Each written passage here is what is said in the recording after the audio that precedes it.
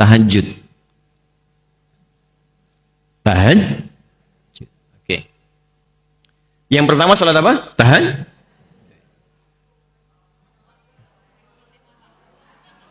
Saya kan naikin levelnya, Bu. Yang tadi standar, jadi nggak perlu saya sebut lagi. Ibu nggak usah debat, kalau nggak saya selesai nih. Kalau yang standar, saya nggak perlu sebut lagi. Nggak pakai oh. Ya. Itu 5 waktu itu udah otomatis. Ibu mau teladani, mau enggak, itu kewajiban ibu 5 waktu. Tapi karena levelnya pengen naik, kita tambahin. Nomor 1 apa? Tahajud. Tuh. Halo? Kata ya. Nah, sekarang tempatnya. Di mana tempat tahajudnya? Dah, jangan jawab dulu. Saya nanti turunkan. Ini bukan tebak-tebakan yang ini ya. Tempatnya betul di rumah. Tapi kalau ibu ingin lebih, saya tunjukkan satu bagian dari Quran namanya khusus. Mihrab. Namanya apa? Mihrab. Pelan-pelan ya. Sholatnya apa tadi? Tempatnya apa? Baik. Sudah. Saya sebutkan fungsinya dulu supaya terukur pembahasan kita. Mihrab itu di antara tempat spesifik yang disebut dalam Al-Quran bisa mempercepat terkabulnya doa sekaligus mendatangkan rizki dari sisi yang tidak diduga. Itu mihrab. Itulah rahasianya kenapa para imam mimpin sholatnya di mihrab. Dibedakan dengan yang lain. Karena imam pemimpin sholat, yang mimpin doa. Diharapkan ketika imam mimpin itu, doa-doanya cepat dijawab oleh Allah. Itu yang menjadikan gak semua orang bisa jadi imam. Khusus. Itu yang menjadikan semua imam sebelum sholat, nengok dulu ke belakang. Dilihat dulu. Untuk diketahui siapa yang sholat. Jamaah mana? Apa yang harus dibacakan sesuai dengan kemampuan berdiri makmumnya. Itu kadang-kadang, Bu, ini pengalaman para penghafal Quran ketika mimpin sholat. Itu sudah menyiapkan ayat, begitu sudah mau takbir, siap, itu bisa berubah ayatnya. Bisa lain yang dibaca itu. Makanya nggak boleh sembarangan. Saya waktu mimpin pesantren di Lebak Bulus itu, jadi ada mantan pejabat-pejabat yang ternyata nggak mau berhenti dari jabatan. Jadi di masjid pun harus ada jabatannya juga. Dan pilihannya prestisius jadi imam. Saya motivasi, bagus itu, memang harus begitu. Tapi problemnya bacaannya kurang optimal. Saya bilang, Pak, ini bacaannya kita standarkan dulu aja. Supaya nanti kalau baca nggak banyak salahnya. Jawabannya hebat. Justru kami jadi imam, kalau salah dikoreksi, Ustaz. Saya ada pilihan yang lebih bagus, saya bilang. Supaya nggak banyak koreksi, Bapak bagus, gimana kalau begini? Sebelum sholat, nanti Bapak kita siapkan santri untuk tahsin bacaan. Supaya prestise jadi imam itu tetap tinggi. Nah, saat baca sudah benar. Sementara Bapak ikut tahsin, Bapak tetap jadi imam. Cuman khusus zuhur dan asar dulu. Kan poinnya tetap imam kan? Ya, kadang-kadang memang ada psikologi yang nggak boleh turun jabatan, tetap di situ. Yang penting fungsinya sedikit bergeser, gitu. Bapak duhur dulu dengan asar, dealnya bagus. That's a big deal gitu kan? Itu deal yang bagus. Kenapa? Karena nggak turun posisi, tetap imam. Nah, sementara maghrib, isya dan subuh, biar saya dan santri yang imami. Oh, bagus banget Ustaz katanya. Begitu udah dengar yang santri, besoknya udah bagus, maghrib kita minta, Pak silahkan Bapak udah bagus. Gak usah, santri aja katanya. Masuk tuh. Nah, itu mihrab. Balik ke ibu, balik. Quran surah ketiga ayat 37. Ini dalilnya. Nanti kita masukkan ke istri-istri Rasulullah SAW. Sudah. Quran surah ke-3 ayat 37. Kita ambil nasabnya ke Sayyidah Maryam dulu. Sebelum eranya Nabi Muhammad SAW. Maryam anak siapa? Imran. Dengan Hanna. Ibundanya Nabi Isa alaihissalam. Maryam. Sudah? Ada ayat 37? Paling kiri sebelah bawah. فَتَقَبَّلَهَا رَبُّهَا بِقَبُولٍ حَسَنٍ وَأَنبَتَهَا نَبَاتًا حَسَنًا وَكَفَّلَهَا زَكَرِيَّا. Ada? كُلَّمَا دَخَلَ عَلَيْهَا زَكَرِيَّا الْمِحْرَابَ. Ada? كُلَّمَا دَخَلَ عَلَيْهَا زَكَرِيَّا الْمِحْرَابَ. Satu. وَجَدَ عِنْدَهَا رِزْقًا.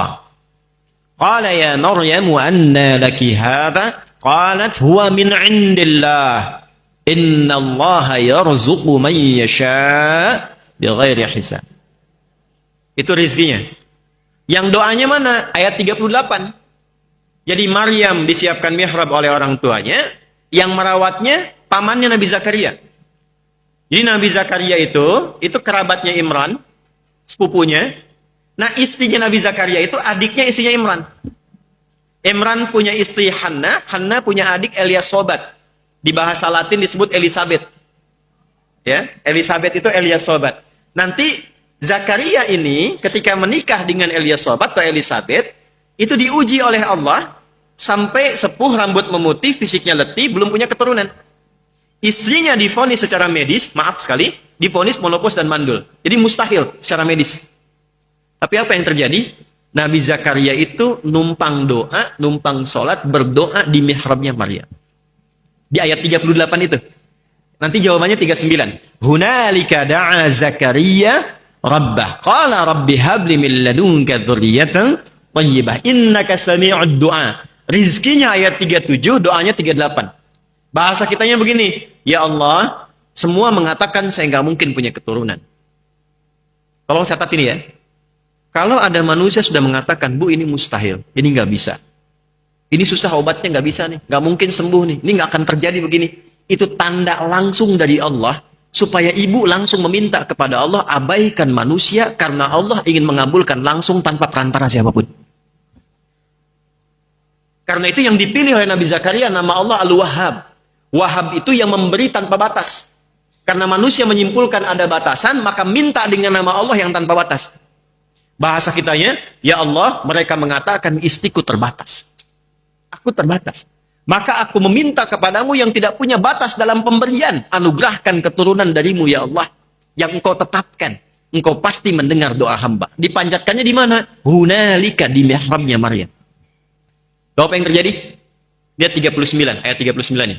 Fanadathul malaikatu wa huwa qa'imun yusalli fil mihrab. Ada mihrab ya? Annallaha yubashshiruka biya. Ya. Itu begitu doanya selesai, nih Bu keutamaan mihrab ya. Doanya selesai, salatnya belum selesai. Jadi masih berdiri. Salat itu bukan hanya ibadah syariat yang ditunaikan oleh umatnya Nabi Muhammad SAW. Semua nabi yang pernah berdinas di bumi itu semua sholat. Cuma yang paling sempurna cara kita sekarang. Yahudi sholat. Cuma mereka nggak ada sujudnya. Cuma berdiri sama ruku begini-begini. Ya, kadang ke masjid. Karena bagi mereka itu Tuhannya sama. Cuma mereka tidak mengakui Nabi Muhammad SAW sebagai nabi. Itu poinnya. Itu masih sholat. Jadi kalau ibu lihat sejarah nabi sebelumnya, semua sholat. Nabi Musa sholat, saya cepat ya, Quran surah 20 ayat 14. Nabi Isa sholat, Quran surah 19 ayat 31 sampai 33. Nabi Ismail sholat, Quran surah 19 ayat 55. Bahkan minta semua keluarganya sholat. Semua sholat. Dahsyatnya mihrab, itu sholatnya belum selesai, baru minta, selesai doanya langsung dikabulkan. Allah kabulkan doanya. Dapat kabar gembira, kamu akan punya anak namanya Yahya. John. Yohanes. Yahya. Kenapa Yahya? Nama dari Allah langsung. Nama artinya hidup. Dijawab langsung dengan jawaban doa. Hei, kata manusia kan mustahil. Nggak bisa hidup. Aku anugerahkan seorang bayi, lahir dan hidup dia. Jelas? Oke. Itulah mihrab. Mihrab, bentuknya tidak harus satu ruangan. Jadi kalau tidak ada ruangan yang dikhususkan, tidak apa-apa. Hamparan sejadah. Saya di Ciputat dulu, baru dari Tripoli, ya, kami berumah tangga itu ngontrak di Ciputat. Dan bukan aib, alhamdulillah. Kita juga di dunia ngontrak, sebentar lagi pulang. Ya kan? Kan itu aja tugasnya. Tinggal nunggu pulang kan? Bisa ibu duluan, saya belakangan, bisa. Itu betul. Bisa dibalik juga kan? Saya belakangan, ibu duluan, mungkin. Bisa terjadi. Saya nggak ada ruangan, Bu, cuma 3 petak. Petak pertama untuk terima tamu, 2 istirahat, ketiga dapur, plus kamar mandi. Sekitaran dekat lemari, hanya hamparan sejadah aja. Tapi nikmatnya luar biasa. Tidak harus mewah. Yang penting bisa dekat dengan Allah. Dekat sama Allah itu kemewahan tertinggi.